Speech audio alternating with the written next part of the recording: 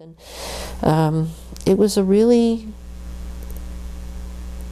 complicated set of decisions to make, but ultimately there was a decision in favor of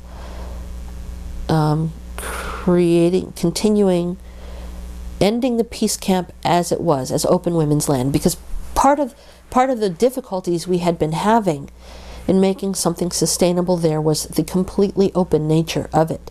Even though that freedom was also very valued, it opened us up to it made us very vulnerable to anyone who breezed in, and anyone who breezed in, whether they knew everything or nothing, could block consensus and could change policy and could implement her agenda, whatever it was, whether it was intentional or not, and undermine all of the cumulative work that had gone up to that point. And that was really damaging, like on an ongoing basis. That we couldn't get anywhere. We just couldn't get anywhere. So what I recall is that, for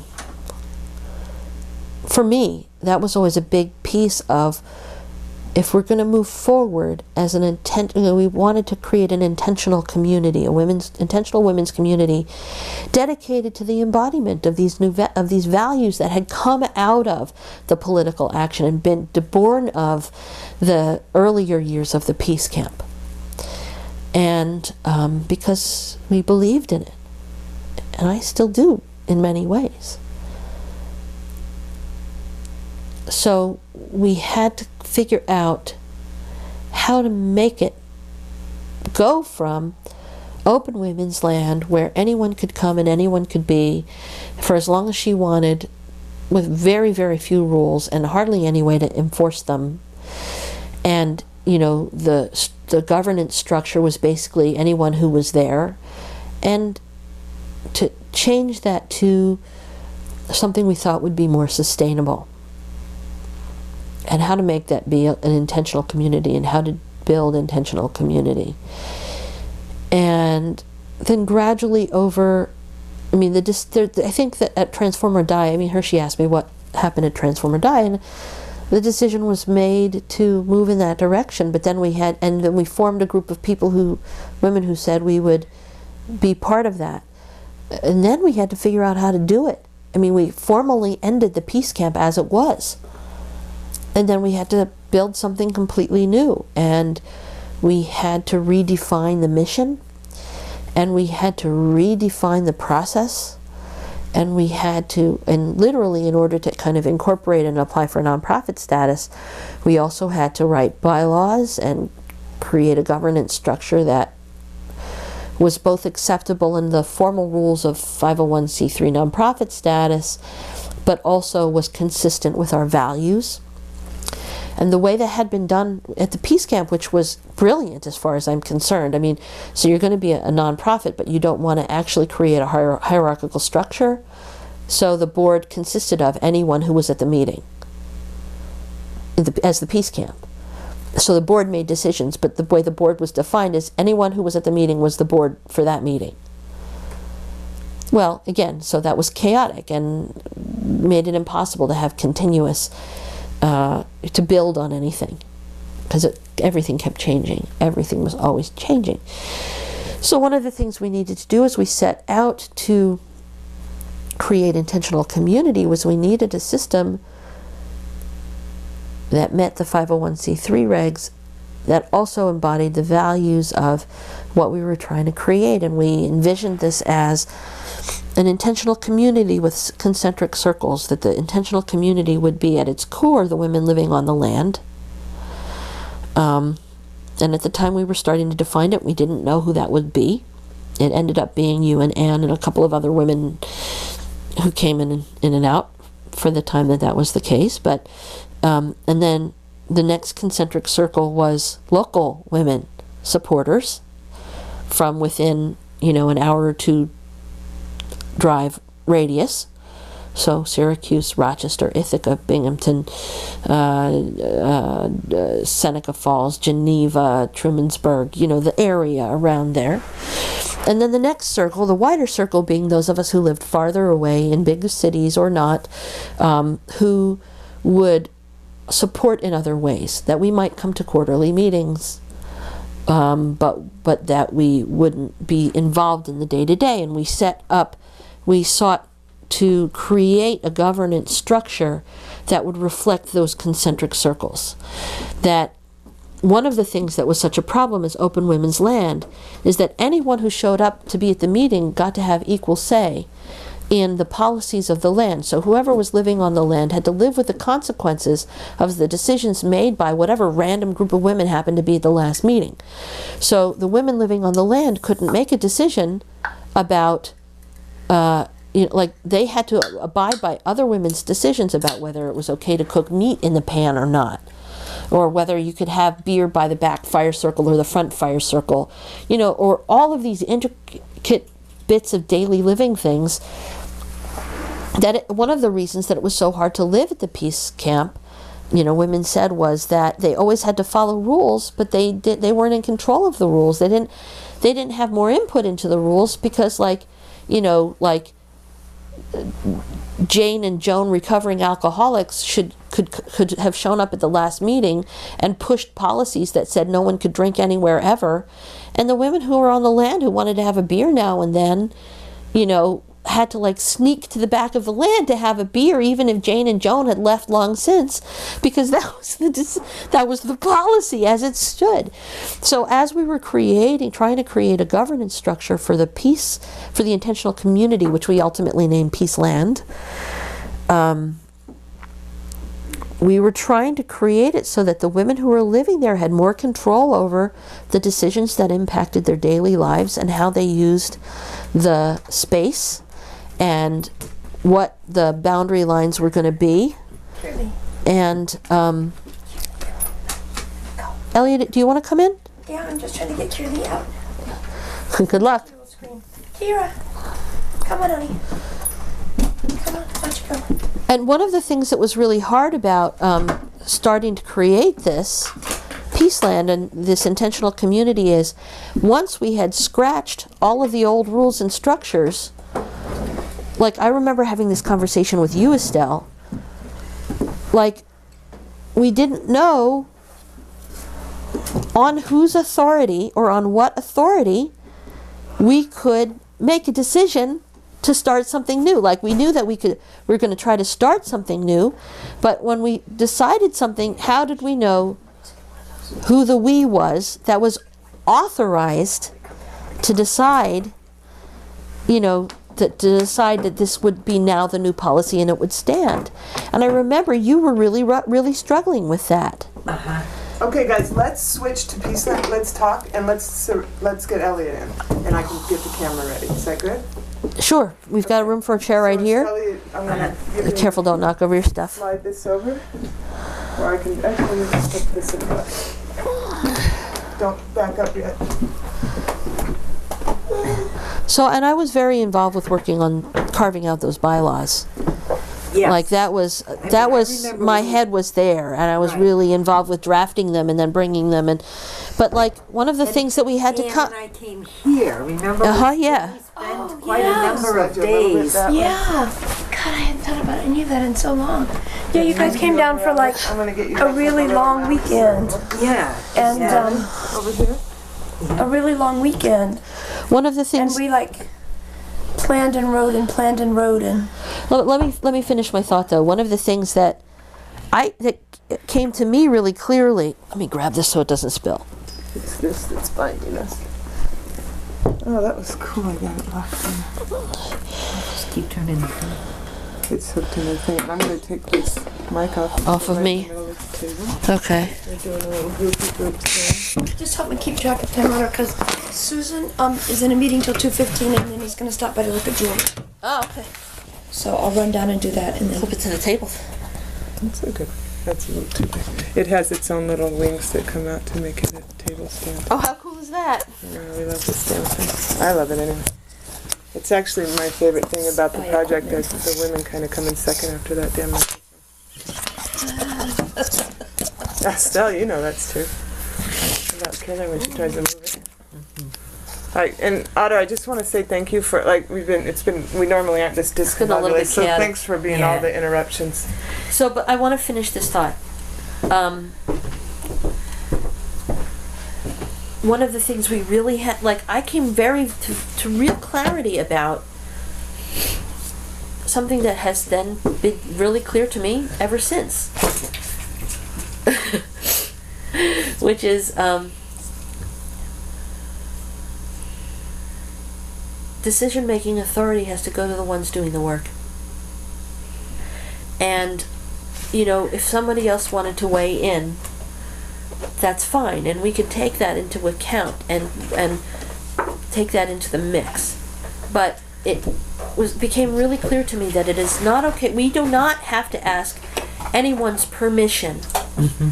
We don't have to get Andrea Doremus's permission, or, you know, anyone else, or, you know, Leanne Caton's permission, or anyone else's permission, you know, to make the decisions we need to make. We're the ones who are doing it. Right. We are our own authority. And I don't know why it was so hard for us to get that, but it took us a while to get that. We kept saying, well, how do we know when, you know, we say 1, 2, 3, go, and this is it? That we're now making the new policies, and that we are the group that's making the new policies. Sorry. I asked Andrea if I could move the lamp. She said yes. What? That's right. Yeah. It's okay. It's just flopped off. So we just had to get to a point where we said, you know, we're the authority. Right. We can make these decisions, and then we started laying out the new structures. Right. And we were trying to set it up so that, like, the women who were living on land had more autonomy to make the decisions that they needed to make about their daily lives. And that then the roles of the women in these concentric circles of support was just that, to support the core, the center, which was based on the land. But part of that had been the fallout from the peace camp itself, in that there was the peace camp, but what that wasn't clear. So it's like, well, you know, the peace camp is going to decide is that the women who are there? Is it the women who show up at the meetings? Well, that's what I was saying, is that the brilliance of the way that they had determined their board structure. The Peace Camp had laid out its policies when it incorporated as a 501c3, that in order to, that for legal reasons they had to have this kind of board structure which was hierarchical, but they didn't want to run that way, so that the way that they ran was whoever was at the meeting was the board for that meeting. Right. But that made it impossible to have I already talked about this. So it made it impossible to have continuity and to build one decision on another, because you started building something and then somebody said, wait about it, what about that? We don't agree with that, and then they would change that and everything would change. Right, but then that meant when we wanted to change to something new, there was no one who could say, the old is done now, it's the new. Like, there was no... Right, and those women came from the past and said, oh, no, the real way it's supposed to be is this. And we had to be able to say, you know what, that's why we did Transform or Die. Put a limit so to it. we've done Transform or Die. This is the story, the piece of the story you guys have that nobody else has. Piece that. Are we okay with... That a The dogs collective... are not okay with that. Yeah, they'll probably go away in a bit. Okay, so... We could try letting them in again. I think probably Did if we we let have- them in, they'll settle down and they'll shut up. Okay, so... An informal group, initially. What? We were an informal collective that We were was going to collective. work on Well, there were... developing the intentional community. Yeah, I mean, there was there was all the women who said they were interested, and then the women who were interested but didn't really have time kind of fell off, and they developed this core of women who were showing up and doing this work and having these conversations. Because we were meeting at least 4 times a year. Like, this was serious work, and we were doing it really regularly and talking to each other in between. We were talking a lot, Right. too. And we were having to do all sorts of the legal We paperwork. were visiting back legwork, and forth. We went to Boston at some point for a meeting at Grace and Mary's. right? I don't remember when, but like, Estelle and Anne right. came here. I mean, we were working Yeah. hard Yeah. as much as we could as a group of women who were geographically dispersed to lay this out. So that we could say this is the new thing, and it's an intentional community, and it's called Peaceland, and this is how it works, and these are the bylaws, and this is how it will be, so that we could say clearly. And one of the things that we articulated, Elliot was saying earlier over breakfast probably, one of the first things we had to determine was, how do you become part of this? And the second thing we had to determine was, how do you become not part of this? And what are the expectations of being part of this? And both were legacies of what hadn't worked at Peace Camp. Right. Which was, you could have no responsibility at all but show up and make a decision and then leave again. And that sense of, there are these women who are kind of in charge, although they haven't been here in years, but we have to wait and get their permission somehow. So we were like, there was a lot of that. You join by coming to this many meetings in a row, and then you get to be a member, and then if you don't show up for X number of meetings and don't communicate with anyone, you're no longer a member. So we set it up really clearly. And remember, nobody, as far as the collective itself went, there were supporting members and so on. Right. But as far as the collective, the governing itself, collective had really clear you had to rules. spend come to the meetings, make decisions, do the Well, work, and make a commitment for at least a year and at a time. Right. And then the group brought you in as a collective member. Right. Oh, right. And in fact, that We made had me to think agree.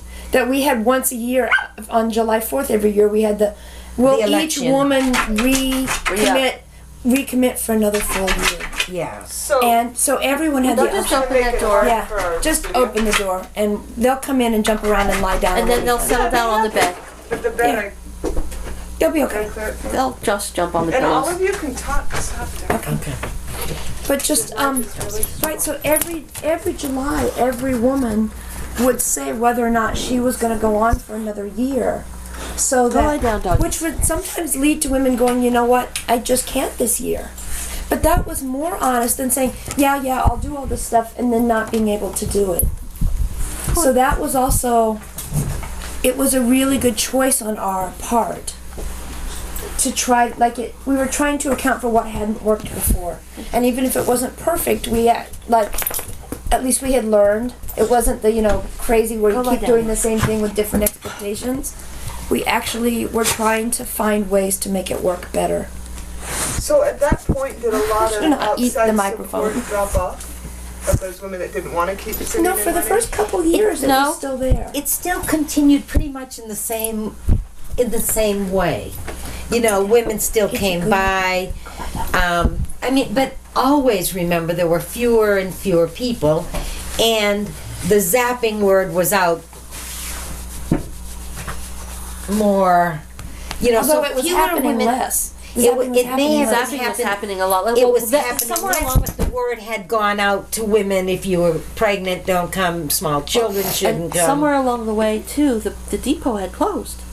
Well, no, that's okay. That was That's a few years later later. into the 90s. Yeah, in the 90s, but the things were also, the context was changing also. Right. Right. So There were fewer and fewer by comparison. well, by women comparison, coming. sure, Also, but there was. We started out. There were still quite a few women coming, and it wasn't as comfortable, maybe. Well, I also think that it was a different thing. It was. Well, when did you and Anne move onto the land? We decided that was the Probably around 91. 91 we decided, I think. Okay. That's I thought maybe it was later. Because I think we thought that first was it? winter, was it the winter after Transformer died or the winter after 91? I think it was maybe the winter between 90 and 91. There was going to be no one living there. And that was its own huge decision-making process because the house had not been empty before. So remember, we went through this whole agonizing, what if women, it's always been open, what if women show up? We don't want women just squatting here because in fact you could burn the place down. So that was a whole set of meetings about what to do. To winterize the Because place we and weren't- to keep it secure. We weren't Peace Camp Open Women's Land anymore, but we really weren't anything else yet either. So there was that time, that gestation in between, Right. where we had to make physical plans for the land when we had nothing else in place. And that was, I mean, we did it, but that was a lot really of smart conversation. It was. decision. I mean, what we ended up doing was taking the stovepipe out, which meant that with the wood stove, which was pretty much the only source of heat in the house, We took the pipe and I think the door off and the the wood door stove. off the wood stove. So And that, all the financial records off the yeah, and we left a note saying, call here for help. right, if you show up here and you're interested in being here, you need to talk to us, and this is how you get in touch with us. But so we made it impossible for somebody to just come and squat without doing any, permanent. But I don't think there were locks on the doors. Like, I don't think locking the house was an option. No. Like, I don't think that back door It's had a never- lock. No, the front door had a lock, but not the back one. Yeah. Yeah. But women had the history of knowing you could just drop in any time and sleep over, and that had changed. It had changed. I mean, there were things though that we wanted to, like, we knew that if somebody stayed on the land 3 weeks, then they had like, if you stayed on the land more than 3 weeks, then you had You there's had a to name start for paying rent. it. Yes, but You could be a A visitor. claim. You could be a visitor. No, but you begin to have a certain kind of claim on a place if you're there. do you mean as the peace camp? No, no, As the no. land? As a peace I land. thought that I No, thought as- that I remembered as the peace land that we made it clear that you couldn't be there as a visitor for longer than that. Exactly. There was a good reason for because that. at that point you had to make a commitment to staying and working and helping and being part of the place, or Right. you needed to leave. Like women couldn't just come and decide they were going to stay and stay there indefinitely like they had before. That women could, with the permission of the residents on the Right. land, could come and visit for a few weeks. But you couldn't just decide, well, I can't really make my life work in Syracuse, so I'm just going to move to the Peace Land. Like, that And be wasn't... supported. And be supported. You couldn't just do that. Oh, and where I was getting to before, which was also a really important component of the new understanding around how to be in community on Peace Land, was the explicit statement that the expectation that women be Be financially, emotionally, and physically Physically. independent. self-sufficient. Self-sufficient. Because we decided not to say independent, because in fact, a woman who needed personal assistance to get around, like, if she had MS or was in a chair or whatever reason, that if she needed help that she brought with her, She could.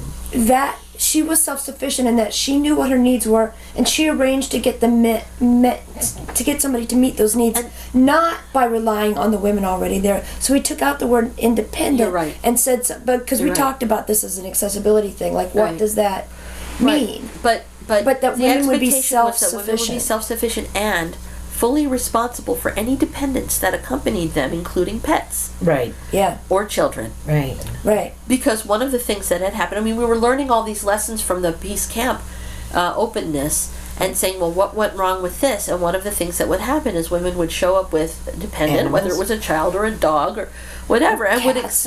would expect everyone else to be part of taking care of them. Or they would leave and leave the Or they would cats. leave and leave them, and that or the thing about, like, so a woman would come with a young child who was, like, overwhelmed by being a single parent, understandably, and would show up, and there's all these women here, and all of a sudden she's not alone with this child, and so she would just assume that everyone who was there was interested in taking care of her child with her.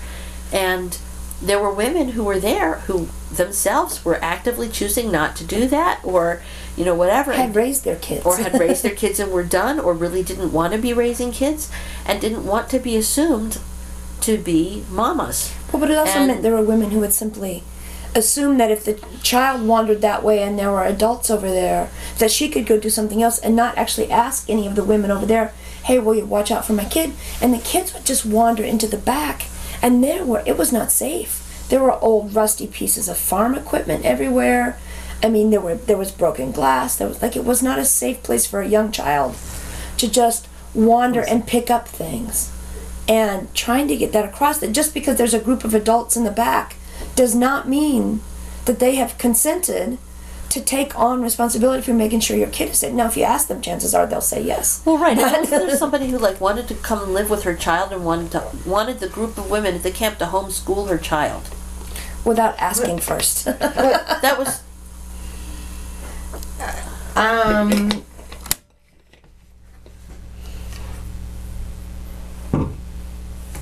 the expectation wasn't that we were, well, okay. if the women who wanted to choose to agree to that, that's one thing, but it couldn't be just assumed that Well, a I woman don't- could show up and have that happen. True, that had to be a mutual kind of thing. Yeah. And that there was a situation where this is where honesty comes in, okay? That in fact, Before even then, it didn't. So. Yeah, I've been we're not lying gonna this dive entire into time. no, okay. No, but this is the hard stuff. But this is really hard stuff, okay? Because, in fact, there was going to be an additional member to the community, right? Were we? Yeah, Ann and I were living there, right? When Kiara and Jasmine came. But there was a whole thing about Ann was not happy about and did not. Well, Anne was not happy in general, but yeah. Okay, I mean, it made it more difficult.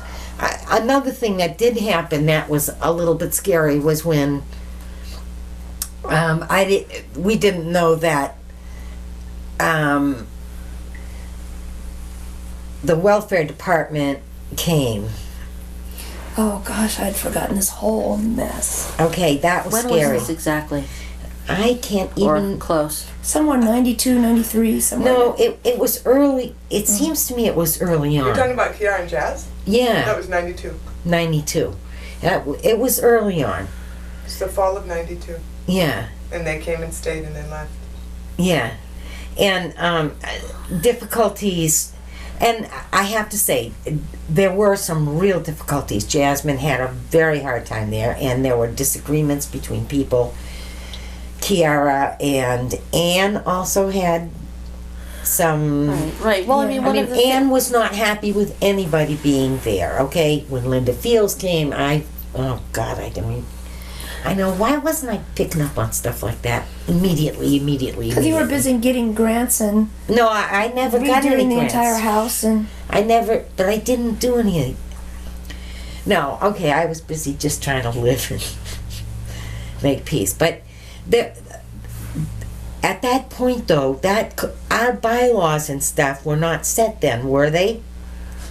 Well, they were probably were still working in on 'em. progress. You weren't legally a peace land until 94, according to the books, the legal Yeah. documents. Right. took us a while to get the paperwork in place. But creating bylaws was part of getting the paperwork in place. So the bylaws were probably still in We were in very much in progress. and we. I'm trying to remember, because then Z and Kiara went to live in the cabin in the woods. Jasmine was sometimes at the camp and wanting her mom. It created some difficulties. On one hand, Anne had real strong feelings about it because she identified with Jazzy feeling abandoned. That's how Anne put it. You know what? There's a way in which there are periods that are real uncomfortable for me to talk about. Yeah. Well, we don't need to talk about this. I mean, It's that we were unless you trying want to to. learn But from we it. were trying to figure out how to create policies, how to create. The point of the intentional community was to try to do it in a way that embodied these principles and values. And we were trying to figure out how to embody that. And then things would happen, and we'd have to try to figure out how do we deal with this in a way that is consistent with those principles and values. Well, because we have these apps abstract bylaws that were good. Like abstract's not a bad word, Right. but they were the ideal, and evolving. and they were the ideal, and they were evolving. And So, but then it came down. I mean, this is the part we didn't quite know and had to figure out how to deal with. Whose job is it to say, this isn't I'm working. seeing this happening and it's making me wonder whether you have that self-sufficiency, if this is where you should be. And that came down to individual women, and many individual women weren't comfortable with that or didn't know how to do that, or didn't think they were the ones who were supposed to have Or to it do would that. come down to is that the responsibility Or of is the that the women living on the responsibility land? of the women living on the land? Is that the responsibility of the collective? Is that the like? How does that I did a play lot of phone out? calls. Like, and we weren't did a lot and we of- weren't sure, and we were trying to figure that out. And like, so we forgot. I mean, you can't write into the bylaws personality stuff. No. But there's always personality stuff at play as well when it comes to actually trying to make this kind of thing real.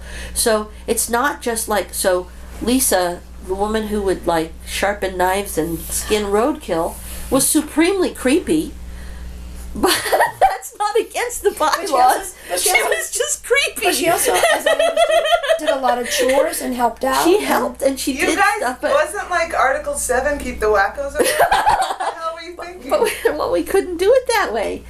Because we really also knew that there were lots of women who could simultaneously be wacko and intensely valuable to the community. Otter and I lived in Philadelphia, and so it was like Anne and Estelle on the land. So like, I don't even remember if I ever even met Lisa, but we'd have phone calls with Estelle about it, or we'd hear rumors through the grapevine about what was going on.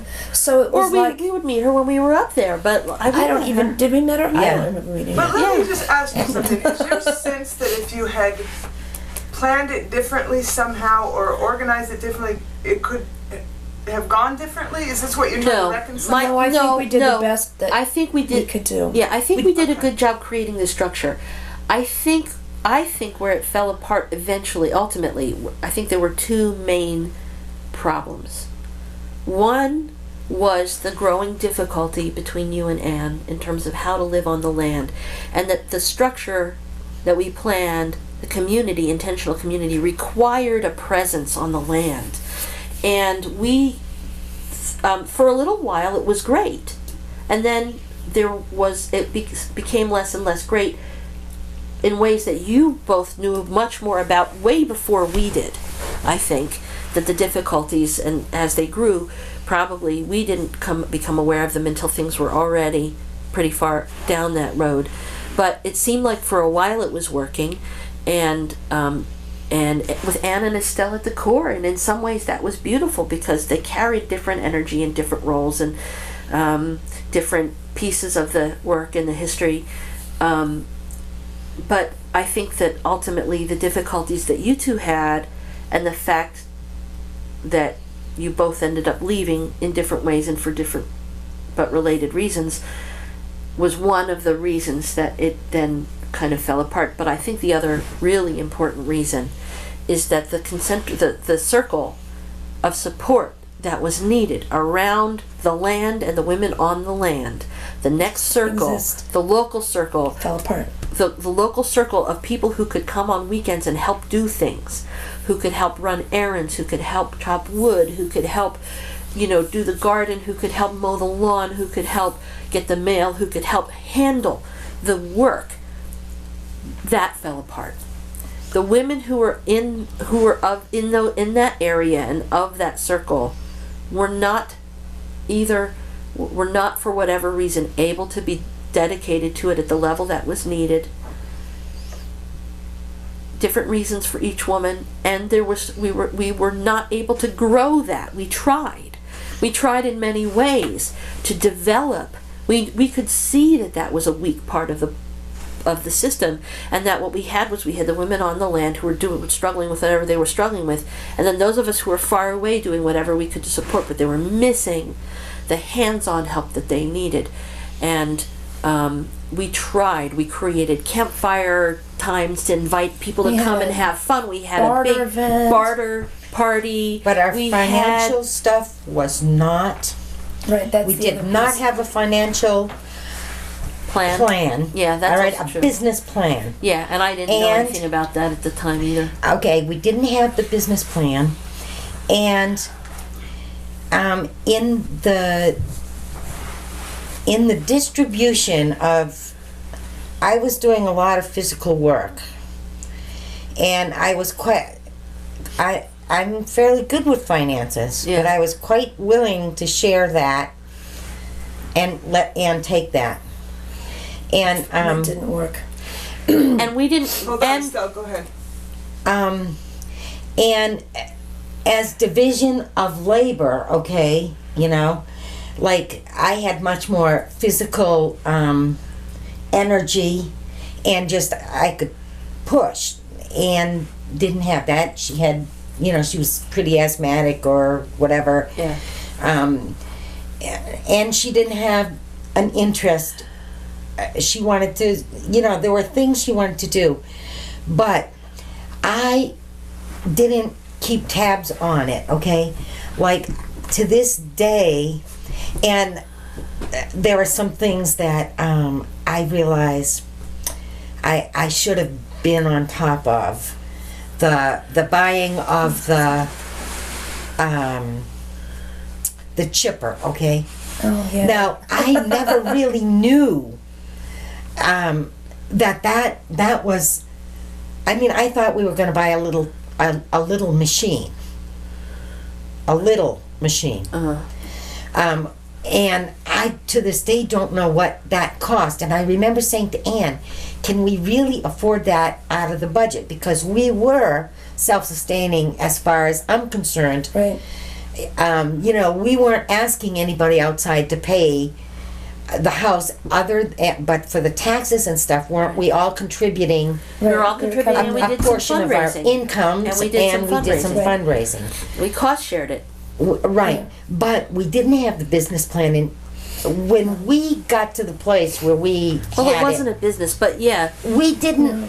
But there were years of we were always behind in the taxes. Right, and I think as a collective, we didn't have enough of an eye on finances. Yeah. Well, it's that we had this ongoing Well, we debate had a for big- years about, are we going to be the kind of land trust where if women come and build a cabin, then when they want to leave, we buy the cabin from them, or do we pay for the? Like, we went back and forth Well, around all we these different did a models, lot but- of research on Right, that but stuff. the reality of it is, and this is true of many women's lands, as we're in rural, poor areas, we actually had no plan that for actually getting women there. How would we help them find jobs? So we had a lot of sort of mythical hypothetical conversation yeah. about, well, what if a woman spent $100,000 building a really nice cabin, and then we couldn't? But the We couldn't reality of afford it is, it. No we one didn't was have- lining up to build a no, $100,000 we cabin. didn't have a way to even have women come live in the house and have pay. their own income, Yeah. like help them. Like, Well, we but were it was a talking business about plan. Hey, It wasn't. We Yeah. did actually need a business financial plan, and not a single one of us had any clue how to do it or why it was necessary to be done. None of us. It wasn't on None of our. us. It wasn't. It wasn't on the It radar. wasn't on the Well, top there of the had- agenda. there was a Plans for little how bit, decisions would be made, but we had no And remember- absolutely no idea of how to do that. Also, Anne was working. Anne eventually had to go to work. Right. Remember, Right. she And was also working there was full time. an effort to make a shop for crafts and Yes, stuff in the front okay. of the house. Okay, that was the you business did get plan. a grant I'm for that. sorry. You did get a grant for that. So you did get a grant. I'm sorry. Okay. You painted it. It was beautiful. All right. Yes, I do. So you did get us a grant. I worked it. remember. I didn't. I mean, The church yeah, lady that was a gave us big. a grant. That was a big disappointment, man. That was a big Well, disappointment. so was the fact that Elliot got us a grant to fix the barn, yes, And we had to use it for taxes. and we had in the to end. use it for taxes in the end. And we couldn't get the help, and we couldn't get the organizational stuff together to make use of the money that had been developed for the thing that we needed it to be developed for. That money was intended to fix up the barn so that it could create another living space, another Yeah. livable space, so that you didn't have to live on top of each other in the pit. Or the bus. Or the bus, or whatever, that you didn't Hey, have I to, was there. that you could have, that you, but I'm saying so that there could be some privacy and to not have to be totally in each other's stuff constantly. That was one of the reasons for developing the barn money, but then we weren't able to use it that way because of all of these other struggles. I know, and then after that, we went for some other grant money for the barn, which we also didn't get, but I remember writing Well, but why would they give us money when we had squandered the other money we had gotten from the barn? Well, I mean, So, we didn't squander it, but we had When you're to- saying it fell apart, what's your sense of the time frame that it fell apart? And Estelle, what would be yours? Because we still have a thing that says there's a women's peace sign. So speak a little bit about falling apart. Well, I can tell you what yes. once the land was empty. Well, after Anne and Estelle had both left the land, and I guess I don't... But let's face it, it fell apart. Wow. Yeah. It really was. Well, Maybe when it the came thing down is to the that it place wasn't... where- It hadn't, not. it hadn't Alright. fully... It hadn't... Lesbians, it can fall apart a long time before we actually... Before it hits the ground. That's right. Well, the thing is that I'm not even sure to say fell apart is the right way to talk about it because we were still figuring out how to put it together. The thing is that to say fall apart in this context maybe means that the experiment fell apart because it was always an ongoing struggle to figure out how to put it together. So it wasn't like we had this whole thing that just went... we were always struggling to figure out how to make it work. But where we really started losing momentum, when we really started losing momentum was after Anne and Estelle had left. So in some ways there was no there. Well, and at that point, it meant that just the physical, trying to get the grass cut, trying to keep the water on, like, with no one living there. Even And getting the literally, mail from there the was post office. The local woman who had said, "Oh, I'll get the mail, don't worry about it," would in fact not ever do it. That was Mary, and she never No. did. She So never ever did. it became- and Marshall didn't either, and It she became had been part of that. impossible. It became... So we were still meeting about, How can we try to make this work? Well, we but there was no there working. there wasn't, and if Anne and Estelle had to leave, but this local circle was really strong, that could have been maintained until some other women could have been brought in to live there. And we were talking about maybe there are graduate students at Cornell, or maybe there's other women who want to come and live here, or that women. And the depot had closed at that point. At that point, The the depot depot had but, closed. But it's just we survived the depot. That was our. we were very proud of that. And didn't you also? I mean, we put out for women to write grants and proposals, to come to do things on the land. There were calls, put out. We thought, somebody who was a writer who was working on the Great American Novel could come and live there, and be the center keeper as a part-time, as a Part of that was our live. not coming to grips Right. with how hard it was to live there. Like, we're going to say that, but you're going to come to a place with outhouses in January in New York State, and you're going to come to a place that's 52 acres of land, which needs a huge amount of upkeep, and we don't even usually have a functioning lawnmower, and the garage and the barn are falling down, and the water, you have to go into the basement to make the water function, and it's kind of frightening down there. And you're getting zapped sometimes, and Although that had pretty much fallen it had, off. but like the sense of like, oh, we're this place where women are going to be lining up to knock on the door to get to come live here. No, there's was nothing delusion. out there. It was delusion. Well, and then there was also all of these, plans for we could make it be a retreat center, we could make it be a this and be a that, and we could make a The pond, and we could educational make the and the Stonehenge. conference And we could, those were really beautiful dreams, but We had a lot couldn't- of beautiful dreams. But we couldn't even manage the to maintenance. pick up the mail from the post office once a month and pay a bill. Right. We couldn't even manage to turn the water off before it froze. We couldn't manage to put the tractor mower that we had raised a few $100 to buy that summer in the garage for the winter. So it sat outside all winter and rotted, and then it didn't work, and then we basically had a sculpture in the yard. And no way to mow the lawn. We could not do it because we didn't have the hands-on support of the circle, which was a patchy circle at best even when we started, but we were never able to develop that sufficiently. And things happened like we were so close to the edge all the time that, like, the winter that Donna was there and Ran up a huge phone ran bill. up a huge phone bill because she was struggling with bad mental health issues living alone. Wait, Well, that was before. that's But- before. oh, okay, but but she what also- was there during the winter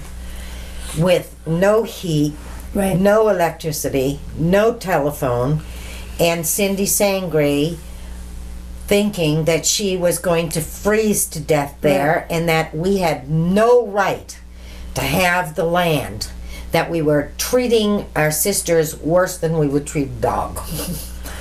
All right? To allow somebody to be there, to be Right. like that. Right. Yeah. But it's not Right. like we particularly But wanted her there. We, either. well, it's not like we didn't tell her she couldn't be there. She shouldn't Okay. be there. But Cindy, man, that's this is a whole another nother whole thing. thing. But another because thing- then, social services was involved, although social services couldn't really do anything, but they were on the phone with me.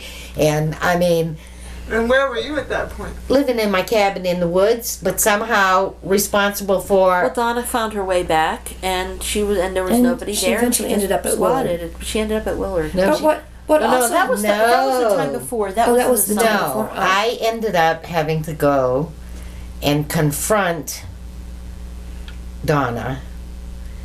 And it's such a strange story, okay? Because I had felt once imperiled by Donna with somebody else, and she had the scythe, and we were down in the back of the land. She was big. And she was And big, and she- she stood before us as we came out of the woods from the fence, and she went, "Death never looked so good." And I went like, "Oh my God." Well, and for And somebody she who And she took probably the thing was and she joking, swung but it. you never knew. And I felt like she's gonna kill us. I felt that, and so did Anita. And the whole way back, I was like, was and she I felt trying to make a joke, Donna? wherever From the Donna internet. was, I could not connect, Well, you and couldn't it was trust it scary. anyway. Yeah. And the whole way back, she was flicking that thing at our feet, right behind our ankles. And I thought, anytime now it's going to come up. So when we got back to people, I turned to Anita and I said, "Anita, what did you think back there?" She said, "I thought we were going to die." All right. And Anita and I have talked about it since then. All right. So I had seen Donna that time. Right. That was the last time I've seen Donna when she's really well and totally, Right. together. But I had seen And really Donna cool. that time. Right. So I called Merry Christmas and I said, "Cindy's putting pressure on me," and I thought, I'm not going there alone. But then something inside of me, Mary couldn't make it, and right away, da. And I thought, I can't deal with that shit. And I got in my car. I told Aurora exactly what I was going to do. That I was going to the camp. I was going to go deal with Donna. But when and I did a lot of praying, and like I wanted to handle it, and I wanted to take care of myself. So I drove into the driveway, left my door partly open, and I'm trying to think, did I leave the keys in the ignition? Because I thought, I have to Get the fuck out of here. and I stepped out of my car and I went, "Donna," but I was going to try to be in charge of my, of what was going to happen to me. Right. And that I had come to tell Donna you cannot be here. You have to leave. And how can I help you get to a bus station, go to Syracuse? What is it? Donna, no answer, so I have to go in the house. But, I'm kind of watching, looking, I'm trying to do this in a wise way because I did have a feeling that there was an instability there that I could not count on. Yeah. I get in the house. There are dishes covering the floor, okay? Donna is like, "Well, hello," "Let me fix some tea." I said, "Donna, you're not going to like what I'm here to tell you." "Okay, but I'm going to fix some tea Now, where the water came from. Hey, where's this water coming from? Is it out of the cistern? Well, I'm boiling it. I spent 4 hours in a freezing cold house talking, and here's one of the things. She was manic. Now she has been going around collecting junk, which recycling. Recycling. It fills the living room. It fills the pit. It, all kinds of stuff. People everywhere. We've gotten, the postmaster has given me, when I went and picked up some mail or something. They had some stories. There, No, everybody knew her and had questions and so on. That, she was wearing the same clothes that she'd been wearing for months, 2 months or something. And but in Ovid, I had met people who had something to say, and in Waterloo, and maybe that was a little bit after. I can't remember the sequence. She was in deep. She was. Yeah, but you know what? I'm so fucking crazy myself. I understand Donna. Like we're talking, and she's the reincarnation. She's not ununderstandable. She was dangerously manic. She was. Right? Yeah. She was ill, but she is a really interesting, deep person, and she has a lot of and spirituality. We really connect on that level and stuff. Anyhow, eventually I was shaken so bad I had to get out of there, and I told her, look, you have a period of time to. You have to leave. You have to leave, and the consequences will be that I will come back, but I will come back with the police. Because we cannot leave you here on the land. And that's what did happen. Donna didn't leave. And you I had to go to the police. Imagine if we had ever just bought locks and put them on the doors. No, but there was no way to secure that. No. Another thing that happened, because we were always financially so close to the edge, that under a Republican governor, the state of New York shifted a big burden of cost for things to the counties. And therefore, the taxes went up. The taxes tripled in 1 year. Remember, we got that bill, and the taxes went from $700 to like $2,100 in 1 year. That's right. And that wasn't just us. There were elderly people all over the county on fixed incomes and poor people on fixed incomes who were freaking out because they couldn't pay it. And for us, we were often only several $100s away from being broke. Like this, just because of who we were at that time. So when they did that, that meant we had a plan through cost sharing to cover the taxes, plus a little more every year for house repairs. That, although it was only several $1,000s a year, was sustainable for us. When the taxes tripled in 1 year, we were in trouble. It crippled us. We were in trouble. It crippled us. Thinking back on it now, with that's a crippling what Odd and I are making now in the world, we could have just covered that. But at that point in our life, and we working in the city were probably making, when we did the cost sharing, you and I were making more than anyone else, and I was on disability at the time, and you were making not much, but we were making more than anyone else because of who we were in that group. So when they tripled the taxes that year, before that we paid the taxes on time. After that, we never once paid the taxes on time again. We were always trying to just keep up with last year's taxes before more came, and they kept going up.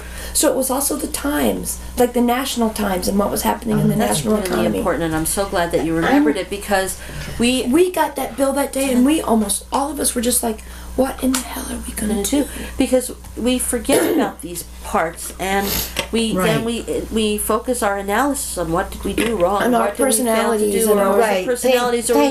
Thank you very much. It was all of that. For reminding me about that.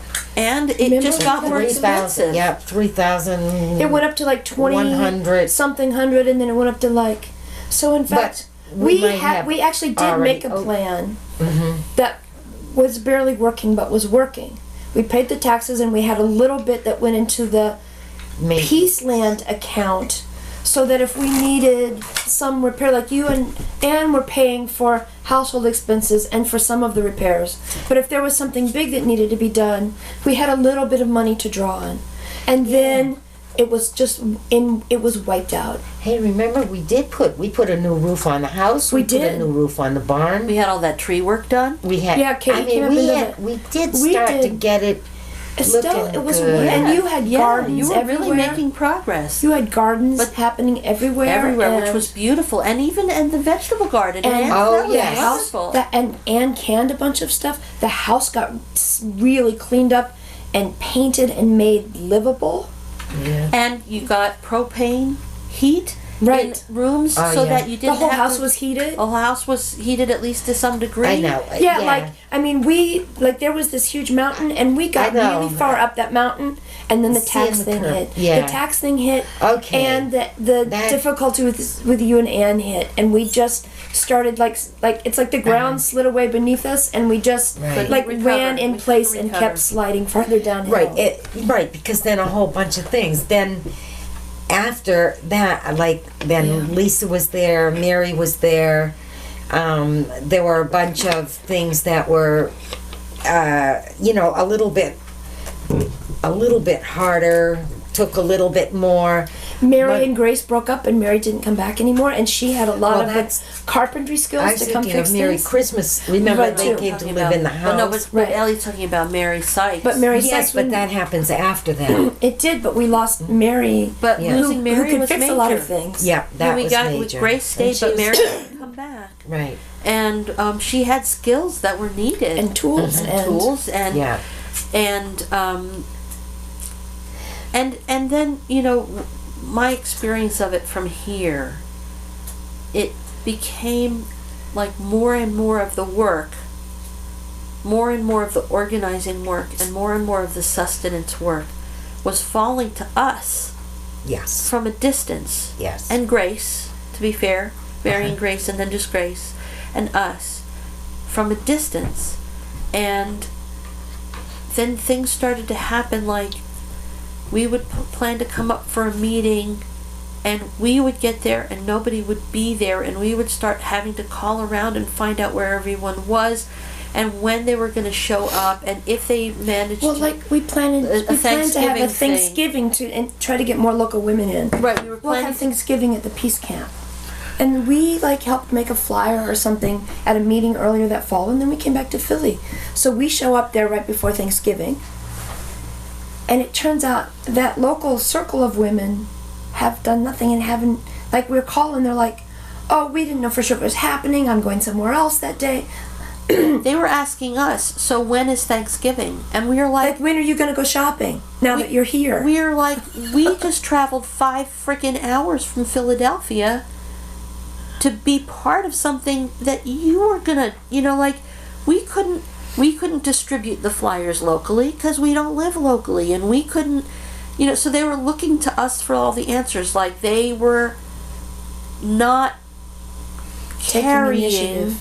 carrying the parts that they had said they would carry. And then they were saying, well, so what's happened? And they would turn to us to ask us, well, how come it didn't work? Well, And did you get your mail on the way to the camp? Did Yeah. you get the mail on the way to the camp?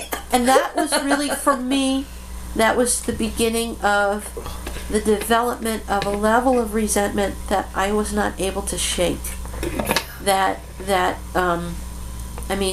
don't know that I don't know whether it's useful or not to name names, but At some point it doesn't matter. it's, well, it does and it doesn't. I mean,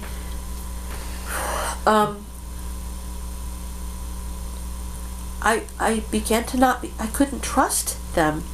I mean, you can only work in a collective like this when you can trust the other members of the collective. And my ability to trust was getting less and less because of these kinds of experiences, and I was getting to the point where, things went downhill in the similar way over that last, say, year or so that we were involved, and I was becoming aware that doing this work with these particular women was making me really, it was the land, instead of being the thing that brought us together, was driving this work was driving a wedge between me and women that I otherwise had loved, including you at times, Yeah. and others, and that seemed to me to be kind of like the red flag that said, this is so broken. And we came to that last meeting ready to say, this is so broken. And then we got there and had no idea how broken it was when we drove up. It was unbelievably broken. I couldn't even... we lost it. But we lost it at that moment. It made me... Like, that was it. I was already getting to the point where I was going, this is making me hate these women. I really don't want to hate. I want to love them, and I do love them. And I can't... Like, there's something wrong when it's the peace land, the peace camp, this place that is the source of this much pain and division and dysfunction and injury rather than healing. And it just seemed to me this was the message, that the time for this incarnation of that energy had passed. It was not becoming real there. It was becoming like the anti-camp. You know, Right. Like it was becoming the place that embodied all of the worst things and not the best things anymore. To me, it was so painful. And then the last trip up there was a July 4th weekend. We had been meeting on July 4th since fucking 1983. You know, it had always been July 4th. It had always been the time of the annual meeting that was required for incorporation. And other women would show up because you come to the peace camp on July 4th. Like, we expected to spend the rest of our lives coming to the peace camp on July 4th. And so it wasn't like, you know, we had failed to get the memo out of when the meeting was. It was always, and it had always been. And all of the women who were part of it knew meet that. where the rivers cross at harvest. Like, you just showed up there. Showed you know? up. And we got there that day. It was the hottest day of the year. We had the dogs in the car, and we had, as we always did, stopped at Green Star and stocked up on groceries as our contribution for the weekend. And we would come up and we would bring a lot of food with us because there was always, you know, a need for, well, there's more women coming, so we got to make sure there's enough food. And that's something that I pay attention to in my life in general. So we pull into the driveway, and first the tractor that's left to rot is blocking the driveway. The tractor has been left out all winter long, the one that we scraped to buy last summer, and is rotten and useless and inert in the driveway. The grass has not been mowed because the tractor is in the driveway. The tractor is dead, so the grass is like about as high as your nose. There's no place to put a tent because the grass is so high. So we're like, okay, well, we'll drive back by the barn and we can pitch our tent in the barn, which is trashed. And we go, okay, well, you take the dogs and I'll go into the house and I'll get this food in the fridge. We'll get some water for the dogs. Okay, there's no water. Why is there no water? We go downstairs. The pipes have burst during the winter, and nobody has done anything. It hadn't been turned off, so the pipes have burst. So there's water in the basement. And there's no possibility of water. Okay, that's a problem. So I'm like, okay, I'll drive down to the gas station and buy some bottles of water. Okay, so with the dogs. And then we go to put the food in the refrigerator. Oh my God! And Elliot opens the refrigerator and gets a blast of 6-month-old food rot in her face, and she is deathly allergic to this stuff. So somebody has turned off the refrigerator, has unplugged it full of food where it has sat, and it has rotted for months. And we learn later that it was known that this had happened, but nobody had done anything. Even put a note saying toxic, do not open. So the refrigerator, the freezer, and the chest freezer are all full of rotted food, decaying food, and have been for months. And I literally, went into asthmatic meltdown. So she's in asthmatic meltdown. We have no place to put our stuff. It's too hot to leave the dogs in the car. There's no water. And we have all this refrigerated food. And we have all of this perishable food, and nobody's there. So we start calling around, trying to figure out a way that we can get at least some amount of water to function, and who's going to come and who's going to help, and when are women coming? Because of course women are coming, and everyone's like, "Oh, are we meeting?" Mary's like, "Oh, are we meeting?" Mary's like, "Well, you didn't tell us there was a meeting." You didn't tell us there was a meeting. Marcelle's like, "Well, I don't know if I can get the day off." I'm like, "Fuck." You know, I had to ask for the time off a month and a half ago so that I knew that I could be here, because we're always here because we have this work to do. I mean, I felt like so completely abandoned and betrayed, and like fuck it, that is it. Something I'm broke, done. Something This broke inside of me at that moment. Irreparably. Because I don't think there was ever, I mean, part of it was, it's hard from this distance to carve out that much time and energy to be doing this work. And if all you have to do is get in your car and drive 20 minutes from Waterloo, you know, that you can't manage to do that to meet me. I'm not even talking halfway. This is like 95% of the way and way. Like, that you could, like, just to feel so unmet in the work. And so much like people were like, well, how come you didn't tell us that we were meeting? I couldn't even speak to that. It's like that moment where now I'm horribly sick, and so I need to take my asthma drugs, but there's no fucking running water for me to take my pills with. Like, and my dogs are thirsty and I can't get water for them. And we're trying to figure out, what are we going to do? And I was just like, at that moment, something was just like, it's done. I probably was upset at the time, but I felt it as really, it was just really calm, like, that's it. That's just fucking it. So you knew, both of you knew at that point that... Yeah, we left at the end of that weekend. Like, we had our collective meeting. We had a collective Why meeting. did you stay for... What do you mean you had Because we had a meeting scheduled. Because we were committed to being there. We knew Grace was coming Grace was coming Grace had from to work Boston. and was going to drive all night and get there at 3 in the morning like she always did. So we knew that Grace was coming. We knew Estelle was coming. So that's it feeling was just, that's it as soon as this meeting's over. Well, I felt like I felt like I can't ever do this again.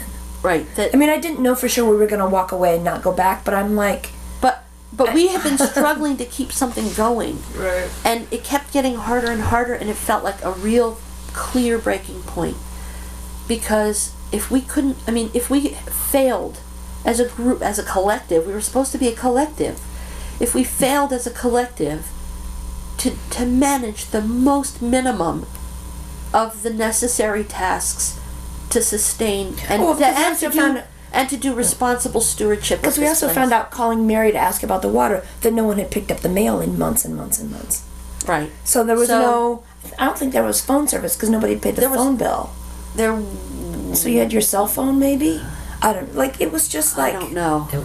It was awful. It was like hurt after hurt after hurt. And the feeling of, like, why are we trying to do that? We cannot sustain this.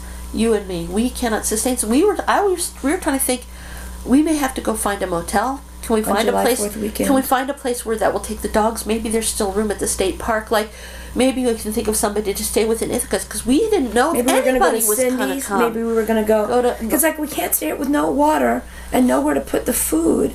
Yeah. We can't stay here. And nowhere to put a tent and nowhere to do anything. I mean, eventually, one woman came, 2 women came. You know, they trampled down. Somehow we got some water running. Somehow we got some water running. Some brave souls cleaned out the refrigerator. I don't remember who it was. We got some coolers and brought in some ice. Oh, right. I think we went and bought coolers. We put the tent in the barn and kind of trampled the path. You know, like we could walk along the driveway. You know, but that was it. And you know, we like vented out the toxic crap out of the house enough. And eventually somebody came with some other kind of little push mower and mowed out just the yard area. Just the fire circle area and like a pathway. Yeah. But like, and then we're having these meetings, and Grace is saying, well, we'll just make a list of the bare minimum things, and then this will be our, you know, like our... If we're not meeting these. Well, this will be our, you know, self-check mechanism that we'll know if we go through this list and we're not meeting these things, then we'll know that we need to do something differently. I'm like, and Elliot and I were like, these are the things that are not being done now. And we didn't meet anything on the list right then, and yet it was about, we're going to build Stonehenge here. And Otto and I were just like, we cannot participate in this conversation anymore. We cannot participate in this anymore.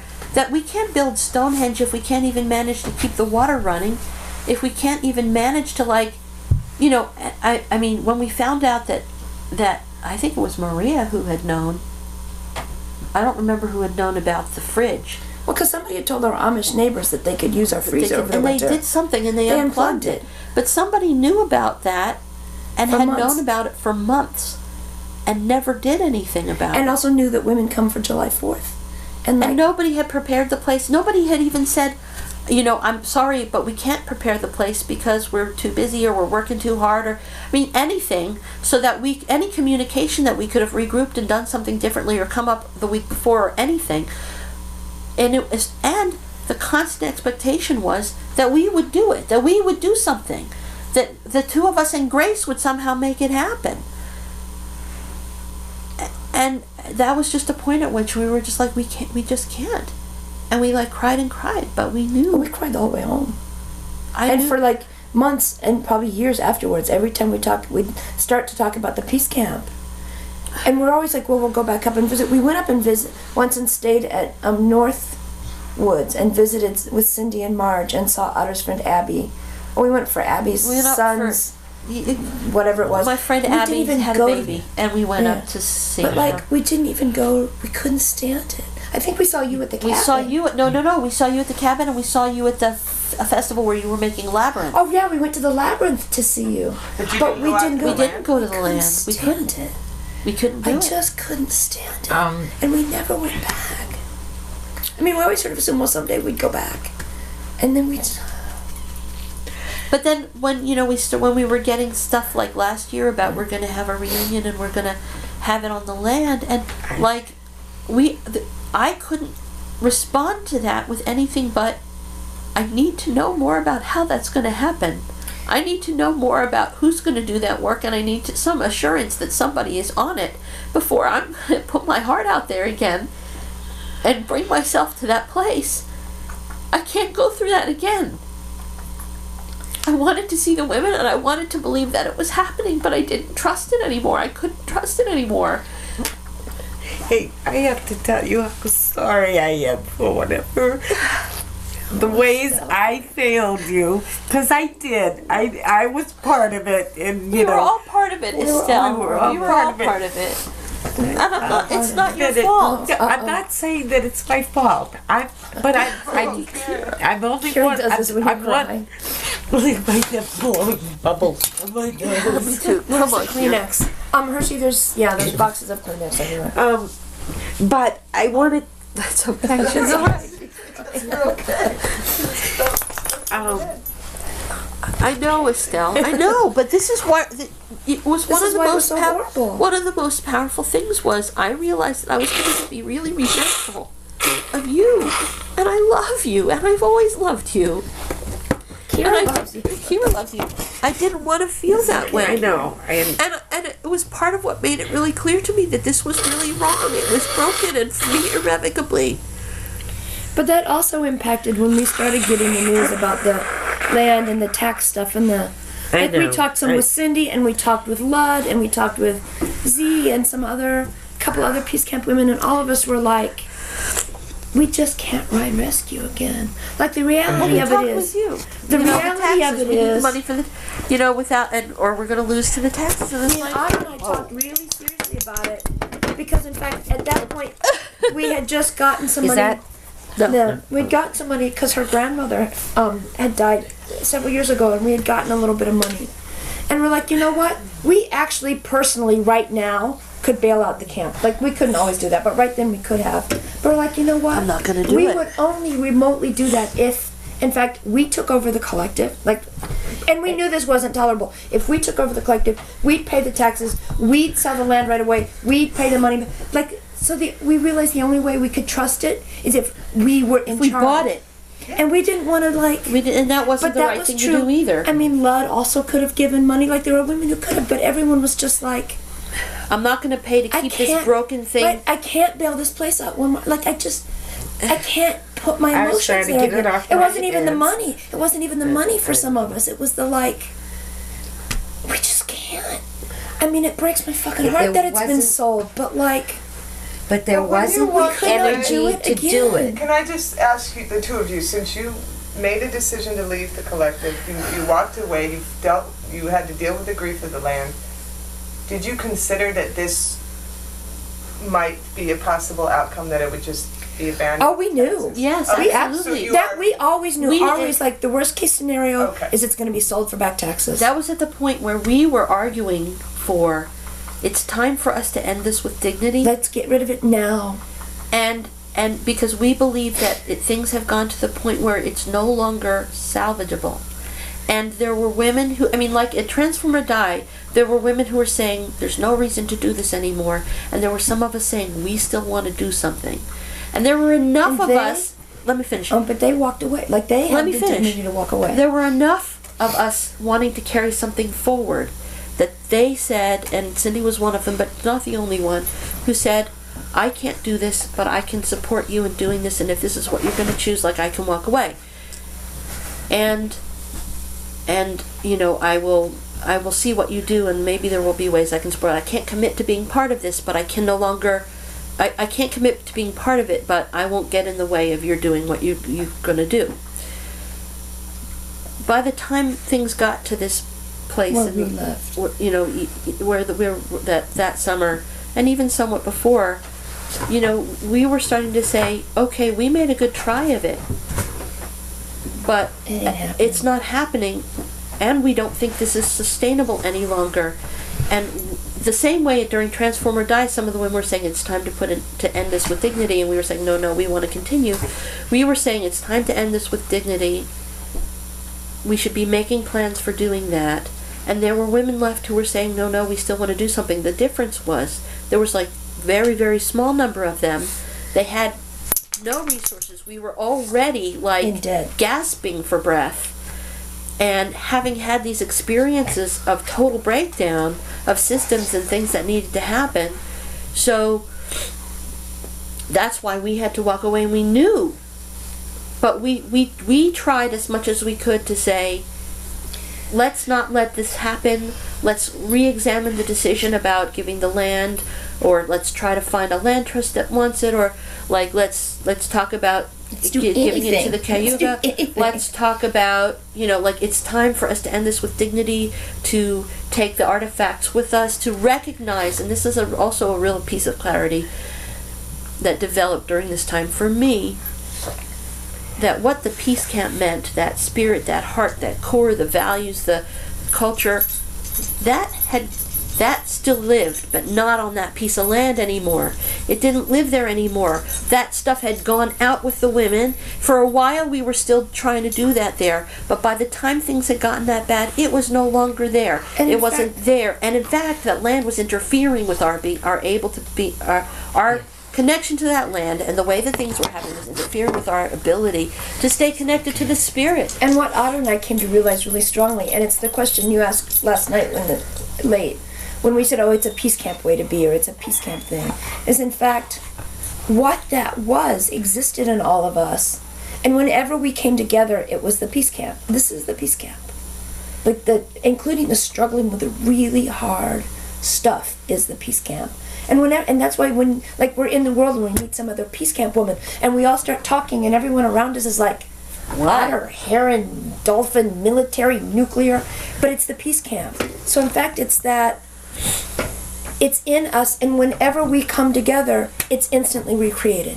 It's like there, it's right there when we come together. And it wasn't on the decrepit 52-acre farm nestled between the Amish farm, the trailer park, and the fucking nuclear weapons. Like, that's not... I loved that piece of land. I really loved that piece of land. But it's a piece of land. It's an old farm in a poor rural county that was decaying in on top of itself. I mean, I think we, including me, really often talk about it's the mother earth, and it is in some ways, but in other ways, it's a piece of property in a rural part of New York State next to what was a military depot and is now a prison. That the peace camp, Many prisons, for God's sakes. The peace camp sakes. is now what happened. It's the experiences You know, that we Susan's carry. going to come soon and Iggy has Why to don't you pee. take her? So you guys keep talking. I'll take Iggy out and bring up your guitar and deal with Susan, then I'll be back.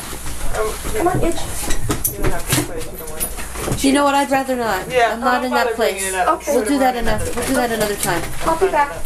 But it became very clear to me that what the important part has always been is out here with us. It's the undercurrent of our lives and our work. It's these threads that connect us. It's this energy we carry. It's this awareness we carry. It's how we've been transformed as individuals. It's how we have then gone and transformed our communities and our lives. That's what matters, and that continues to matter. And the Peaceland experiment, was a worthy experiment. And we did what we could do, and we learned a lot. A lot of stuff we, learned in positive ways, and there's other stuff we learned in negative ways, and that's kind of how life goes. But, because this is America, and it happens that way sometimes. And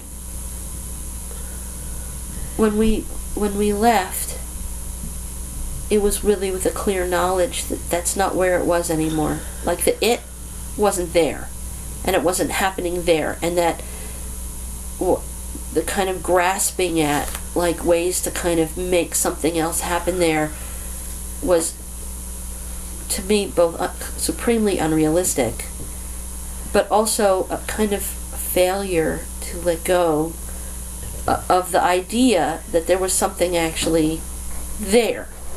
That was a piece of my heart will always be there. In that place but it's not the place, it's what it represents that's meaningful. Not just that particular acreage, it's what happened there, and it's what it represented. And by the time we left, it was just a source of so much pain and grief for me, and I think for Elliot, and I think for many of us, that I couldn't stay connected. It was not tenable for me anymore. And we felt awful about it, but we also realized, and we were kind of both thinking about Cindy's model of saying, like, if I can't turn this course, and there are women who are insistent on going forward, and I can't turn this course, I have to walk away. But I also really believe that it has been all of those experiences, all of them, all the great stuff, the fun stuff, the social stuff, the music, the campfires, the rituals, the processing, the meetings, the struggles, the debates, the hard lessons, the all of it has been formative for me in terms of the person I am and the things that I try to do in the world, certainly also for Elliot, and I'm sure for many, many of us out in the world in our lives, that I would not be the person I am now. I would not be who I am now if it wasn't for all of those things. Yeah. And I carry those lessons with me into things that I do now all the time. I mean, I formed this women's vocal group with the intention that it is political and explicitly feminist, and that it's an intentional musical community together. And I've continued to struggle with issues of how do you create something, how do you lead without taking power, how do you share power, how do you share responsibility, how do you share leadership, I'm still involved with those issues in different ways, but the importance of it, the value on that, the reason to continue to try to do that has still been with me, and it's things that I do in my life. And that's one tiny little thing, and I'm sure you do many things, and I do many things, and you do many things, and all of the women who've gone out into the world to some greater or lesser degree do things in their lives differently because of what happened to them there. Yeah. And so it just lives in a different way. But I don't have any question at all that Peace Camp and Peaceland and all of these women that I've met and have been put back me, like, they live on. It lives on in me. It lives on in you. It lives on in what we're doing. It lives on in this project. It lives on in the some researcher in 2085 who's looking at this on some format we can't even imagine right now. In a world where in all a hologram, women, where all women have beards, all and all men have breasts. You know, like, you know, just or, you know, where nobody has anything. I mean, I don't know who the fuck knows what that's going to be like. Or has everything.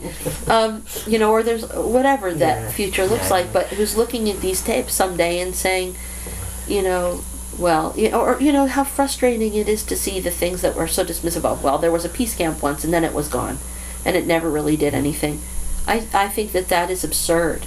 I mean, it is immeasurable, the impact that the events of '83 and the events that followed that in you know, ever widening ripples, like, you know, it wasn't a pebble in a pool. It was like a great big boulder, and it sent shockwaves, you know, in women's lives out into the world, and so many things are being done by those women, all of us women, and it is part of all of that. Yeah. So that's probably a good place to end. Yeah? Yeah. Is that what you wanted to say? I don't know.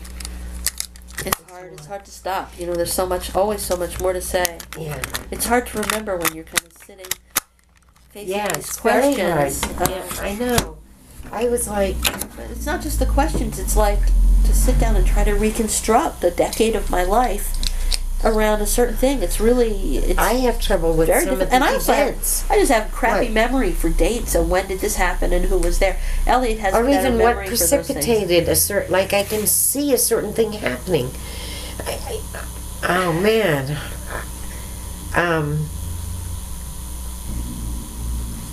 Like the Kiara and Ann thing, I suddenly could see Kiara and Ann.